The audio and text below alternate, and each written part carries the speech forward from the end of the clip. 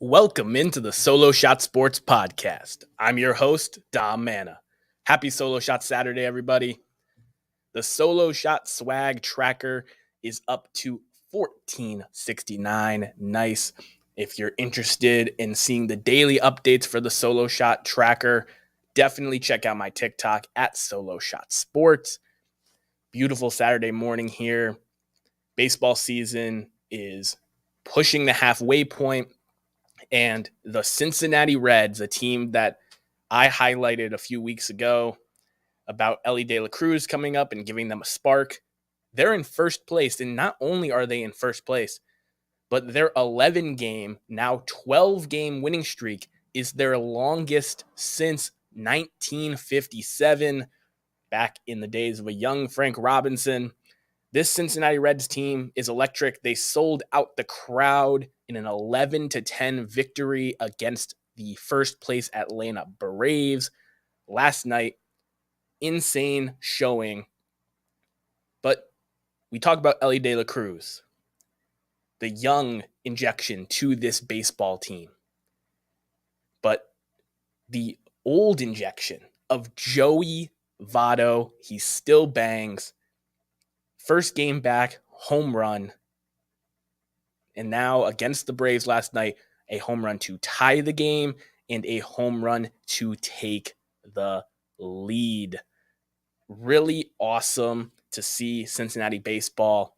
It's a great baseball town. I talked about it before. A lot of people just kind of forgot because they haven't been so good the last decade or so. But they deserve this as baseball fans. And while Joey Votto and Elly De La Cruz at the two opposite ends of the age spectrum are going to be the ones we talk about, Elly De La Cruz hit for the cycle last night in 6 innings. He is unbelievable, made an amazing running catch down the left field line.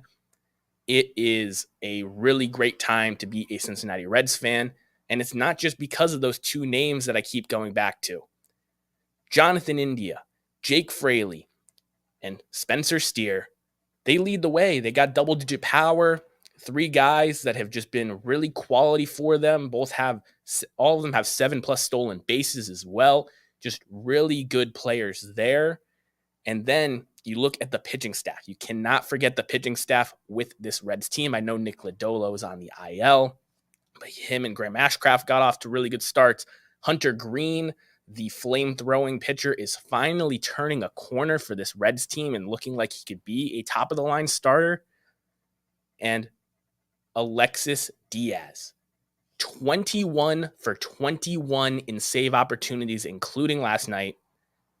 He is lights out, related to Edwin Diaz, the trumpet king. And how about Andrew Abbott? They just keep calling up pitchers from the minor leagues, and they're coming out here and throwing 3 straight scoreless starts. There's something in the water in Cincinnati right now, and everyone's starting to take notice now that they're in first place.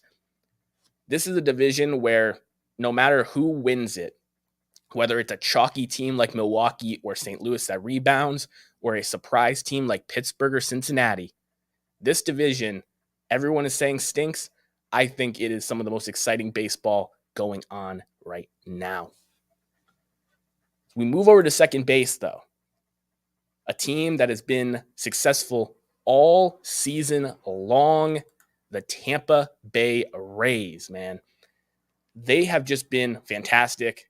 They have stayed in first place on my power rankings the entire season, despite me incorrectly leaving them out of my playoff picture. But Wander Franco, their star shortstop, he gets benched Thursday due to frustrations. Kevin Cash cites it to having trouble transitioning to being a major league player. And Wander Franco, 22 years old, got a $182 million extension. And he's getting benched here because He's not hustling to first base. He is slamming his bat down and bringing bad energy back to the locker room when he gets out. It's not great to see a young player that you have both financially and marketing wise made the face of your team getting benched, especially when you're having such a historic start to the season. Wander Franco, I'm hoping he'll be back in the lineup today. He rejoined the dugout last night in an 11-3 rout over the Royals.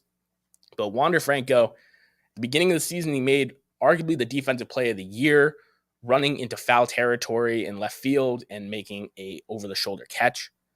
And now he goes from making a really cocky ball flip to himself on a routine play to getting benched for frustrations. This Tampa Bay Rays team does not care about egos. They don't really want superstars, but when you have a switch hitting young stud in Wander Franco, someone who was one of the most hyped prospects in this last decade, benching him and doing these things, we've seen it work in the past, and we've seen it really unravel other situations. So I'm interested to see if he'll have a bounce back like Luis Robert did with the Chicago White Sox, or if this is going to be a Tyler O'Neill situation where it's a problem pretty much the whole rest of the way. Wander Franco is just too dang talented to be on your bench. I don't care what your record is. The Rays honor themselves as a team that likes to platoon and do all different kinds of things to play matchups and analytics. But if you look at Wander Franco this season, he has a 3.8 WAR, which is second in the major leagues right now.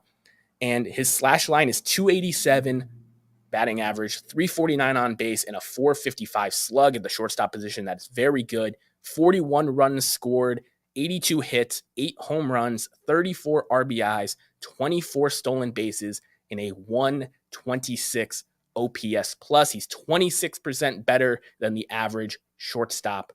And that is just amazing. The Rays, arguably best players between him and Yandy Diaz, honestly. Randy Arozarena as well. But you got these three guys that should be in the lineup every single day, and you can platoon everywhere else and make it work. But seeing him there, 21 years old, getting the bag like that, and then to kind of flip the script and publicly say that he needs to grow up, basically, it's not the best look from an organization that is usually drama-free and very quiet in their operations. But the topic that I want to get into the most today is exercising your right to vote, people. The All-Star finalists for the starters for the 2023 All-Star Game in Seattle have been named. I'm going to give you my opinion on who should be getting the vote. Now, this is obviously a popularity contest. There were guys that were left off that are having better seasons than some of the guys that are in the finals. You saw the Atlanta Braves fans, the Toronto Blue Jays fans, and the Texas Rangers fans really show out in the polls this year and get their guys into the finals. Ronald Acuna already making it with over 3 million votes in the National League in the outfield, and Shohei Ohtani with 2.6 million votes as the DH in the American League. Those two are locked in, but the rest of the lineups have to be made. We're going to start in the National League here. And the catching matchup is really fun. Dodgers, Braves, the two best teams in the National League, in my opinion. Sean Murphy, who's came over from Oakland, has been a stalwart both defensively as well as 12 home runs offensively. Really good case for the All-Star game. Going up against Will Smith, who is looking for his first All-Star game nod. It's a shame that he didn't make it last year. He's one of the biggest snubs. And I hope that if Will Smith doesn't win this vote against the Braves fans, that he will at least be on the All-Star roster. 10 home runs this season. And in a year where the Dodgers are having a lot of injuries, he's been a stalwart in that lineup. I would vote for Sean Murphy over Will Smith.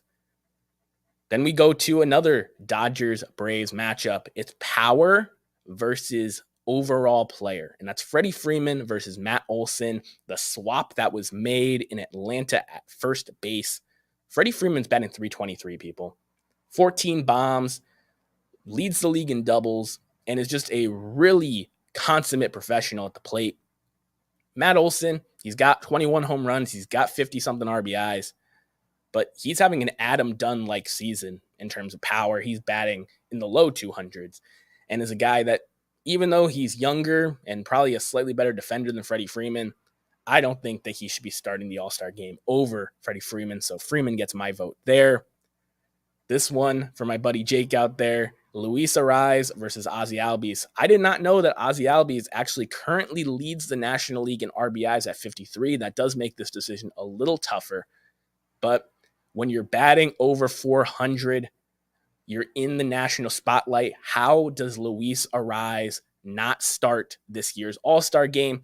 If Albies gets the nod over him for anything other than an injury, it will just show that the voting process needs to change a little bit. Lindor versus Orlando Arcia. This is another case where Orlando Arcia, eighth-year players, having a career year, batting .333 as the main shortstop for the Atlanta Braves. But Francisco Lindor is carrying a Mets offense that has struggled all year. Very good defender, a true star in this game. I don't know how you vote Arcia over Lindor. I get the first half stats look a little bit better for Arcia from batting average, but overall, I mean, Lindor is the all-star. Arenado versus Riley. As you see, the Braves, every single spot in the infield, they have a finalist. Arenado, though, started the season off ice cold. Since May, has been batting .300, doing his regular thing. He's improved defensively. He started off the year really bad on defense, surprisingly. And he's the best third baseman in the game today. If Nolan Arenado isn't starting over Austin Riley, I don't care where the Cardinals are in the standings, he's having a phenomenal year. More home runs, more RBIs. Arenado is the NL third baseman to me. This is another one of popularity versus results. Bryce Harper is matched up against JD Martinez for the NL DH spot. Bryce Harper, he's the star, the guy that everyone wants to see in the All-Star game, and he started the year hurt. JD Martinez has been putting up really good offensive statistics, helping that Dodgers team stay afloat in the NL West while they work through injuries. I want to see the stars, man. I want to see Bryce Harper there in the All-Star game. And if he doesn't get in through the fan vote, I don't think that he's going to be one of the Phillies representatives. I think you'll see guys like Nick Castellanos and Bryson Stott possibly get the nods instead, JT Realmuto as well. So I would vote for Bryce Harper there over JD Martinez. And the outfield, there's two spots because Acuna is already in. Mookie Betts and Corbin Carroll just should be the all-star nods. They really should be. Mookie Betts is one of the greatest stars of a generation. Corbin Carroll is the new hotness, is leading the Arizona resurgence this year. But then you got Lourdes Gurriel, who's been an amazing veteran asset to those same Diamondbacks. And you got Michael Harris Jr., who had the biggest sophomore slump to begin the season, but has really raised all of his statistics over the last 16 games. And of course, he plays for the Braves, so he got a lot of votes. If Betts and Carroll aren't in the outfield with Ronald Acuna, I think that it's going to be through an injury, because those should be the two guys, and they've been the guys that I was continually voting for in the NL outfield with Acuna on the prior ballots. The AL gets a little more interesting. Same kind of deal. Rangers and Blue Jays fans really showed out in the priors. Adley Rutschman versus Jonah Heim. Now, Rutschman, again, this is kind of a star versus production thing. Rutschman leads the American League in walks with 49 and is a switch hitting guy who is the face of this Baltimore Orioles resurgence, a guy that I expect to be in multiple All-Star games. And Jonah Heim is a 27-year-old catcher who's driven in a lot of runs in the best offense in the American League, a guy that is a very good framer behind the plate. I want to see the stars, though. Adley Rutschman to me over Jonah Heim. I think they'll both be all-stars, but Rutschman should be in the starting lineup. Vladimir Guerrero versus Yandy Diaz. If the Rays don't have at least one starter in the all-star game, this again will show the faults with the current all-star voting setup. Yandy Diaz has better numbers, both batting average-wise, analytically, and counting stats than Vladimir Guerrero Jr. I understand Vladdy is a big star and everybody loves him. He'll probably get there anyway. But Yandy Diaz should probably be the first baseman for the American League. And now here's where I plant my flag. I want you to vote Marcus Semien for the 2023 All-Star Game. He is matched up against Whit Merrifield, who, again, is another super underrated player. He plays in Toronto.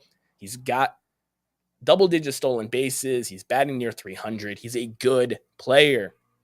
But Marcus Semien, who I've went on record saying he is the sneakiest active Hall of Famer today, he not only leads the league in plate appearances, but he has played all 75 games for the Texas Rangers, the number one offense in baseball, as the tone setter, the lead-off hitter. He's the guy that has 2.8 WAR on the season, which is top 10 in baseball, and has just been a consummate pro. Ever since he made the move from shortstop to second base, he's been one of the best second basemen in the game, and I think that it's a slam dunk that he should be getting in over Whit Merrifield. It's going to be really interesting as we've seen the Texas Ranger fans and Blue Jays fans really go after the polls, which one of them is actually going to come out on top on this one. But I think if you're looking at popularity plus the statistics, Marcus Semien should check both boxes. Shortstop position, Bo Bichette versus Corey Seager. Corey Seager, since coming off the injured list, has been arguably the best hitter in the American League. He has been amazing. Bo Bichette has played the entire season.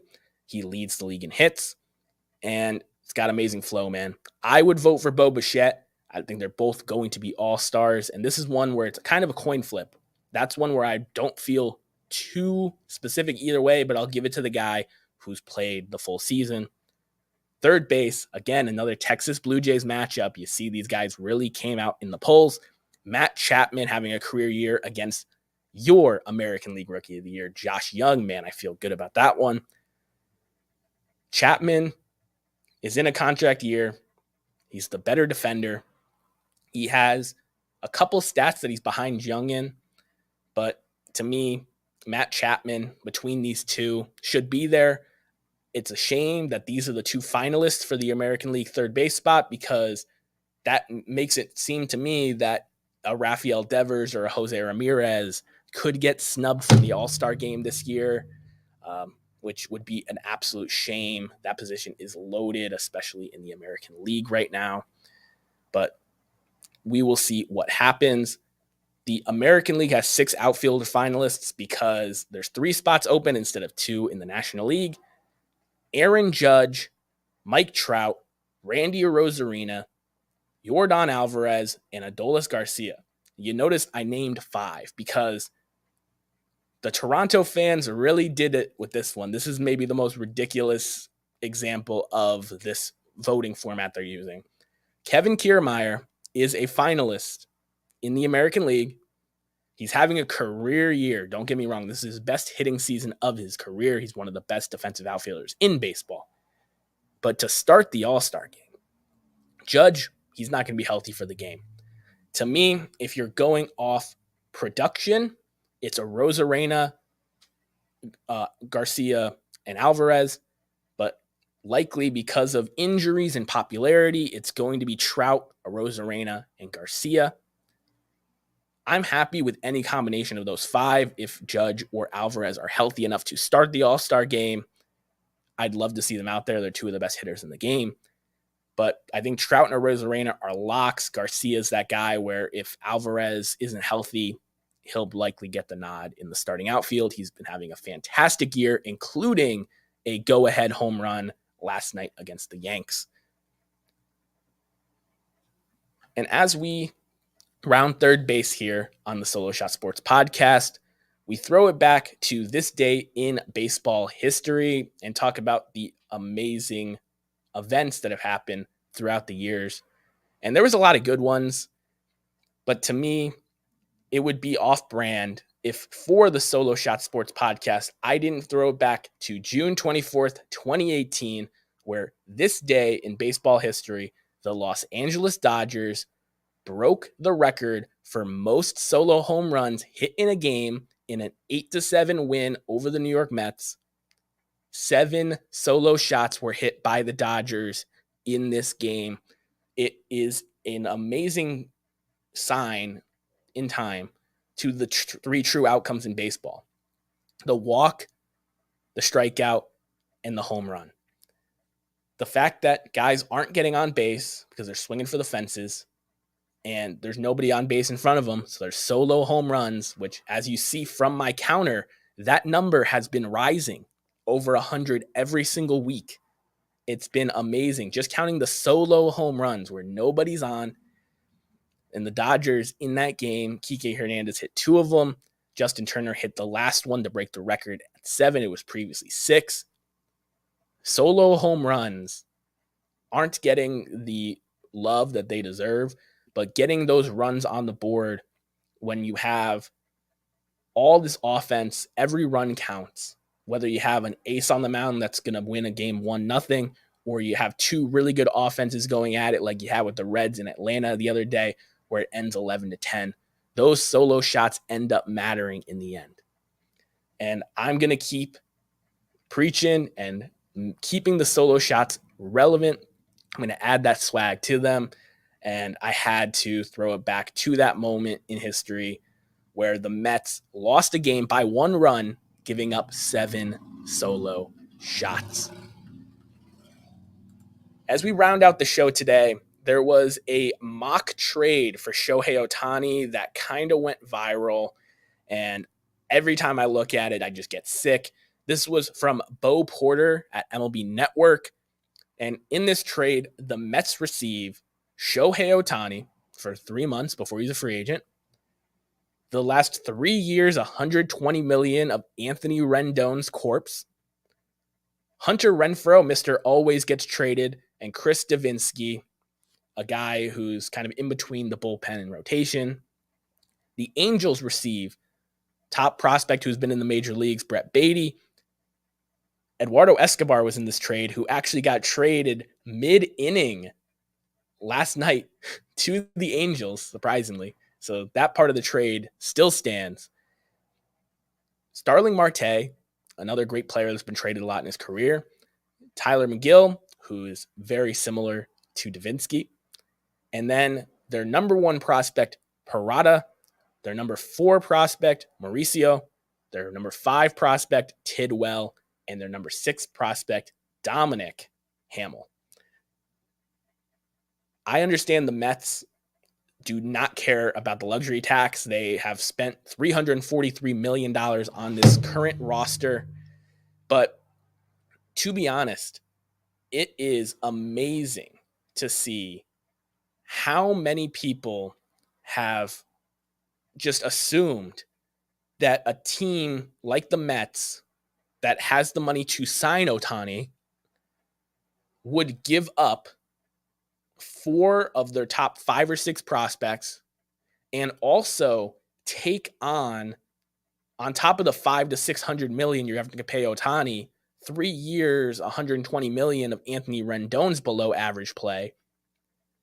This trade, it just doesn't make any sense. I don't care how badly you want to get first dibs to try to talk to and sign Ohtani. This is a move that could set your team back years. Ohtani is great.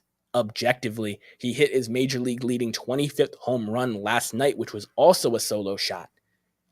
But man, taking on Anthony Rendon's contract, giving up 4 of your top 5, 6 prospects, including your number 1, for 3 months, where if things keep going the way that they are in New York, I don't think they're 1 player away, even though Ohtani's technically 2 players in 1. I don't think they're 1 player away.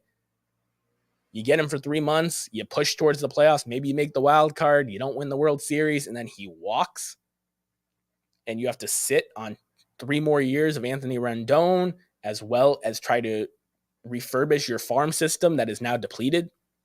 It is a horrible move. I don't know why it was suggested. The fact that Eduardo Escobar was traded in a much smaller move to the Angels already makes me think that executives across the league also think that this mock trade is insane. But to me, honestly, What is Shohei Ohtani worth? I don't think the Angels trade him. He has been the most valuable player in the American League. He's a big part of the reason that they're in the division race. And if you trade him, the fans will riot. If you were in last place, I don't think the fans would riot, but you're in contention. The fans will riot. You will lose season ticket holders. You will have less sold out crowds. It is just inevitable there. You have to try to win. I think that's why they brought in a veteran like Eduardo Escobar, who's been very good in the past. Maybe a change of scenery helps him, going from a team that's middling to a team that's pushing for the playoffs. He could make a difference there. But Shohei Ohtani, when you're trading for a top-of-the-line starting pitcher, you have to give up a lot. When you're trading for a top-of-the-line bat, you have to give up a lot. What team has done that recently? The Washington Nationals traded Max Scherzer and Trey Turner to the Los Angeles Dodgers. And in that trade, they had to give up 2 of their top 5 prospects, and Washington got some other minor prospects in the deal. To me, that's a little bit more reasonable. But in that case, when they did that, Scherzer was a 3-month rental, but you got another year and a half, I believe, of Trey Turner as well. I think that this is a trade that is more reasonable to look to. I don't think anybody, no matter how bad they want Shohei Ohtani, if they're already pushing over the luxury tax, they're not going to also take on the risk of getting stuck with the bag with Anthony Rendon. It doesn't matter how much money you spend. If you spend it unwisely and your team is 34-31, like the New York Mets currently are, you can't afford to be taking on more risk. It was a blessing in disguise that Carlos Correa's medicals failed and that they didn't have his production for that price tag on their roster currently. Maybe they'll be able to be in the Shohei race this offseason because of it, but I don't see any way where you trade a young player that's showing potential in Brett Beatty, who is a top 5 prospect in your system, along with 4 current top 6 prospects, and take on Anthony Rendon's deal as well. Marte and Renfroe, one's a little speedier, one has a little more pop. But those guys, I think that's the kind of trade that could happen. I appreciate you guys listening as always. I'm about to head over to the Bench Clear Media channel to check out Hobby Palooza this weekend. I know a lot of you are as well. I really appreciate those of you who stopped in and checked out the episode this week. I will be keeping you guys updated with my immaculate grids, the solo shots hitting the big leagues, and my other baseball takes on Twitter at DominicMan44. So follow there for more. Have a happy Solo Shot Saturday, and I will catch you guys in the next one. Peace.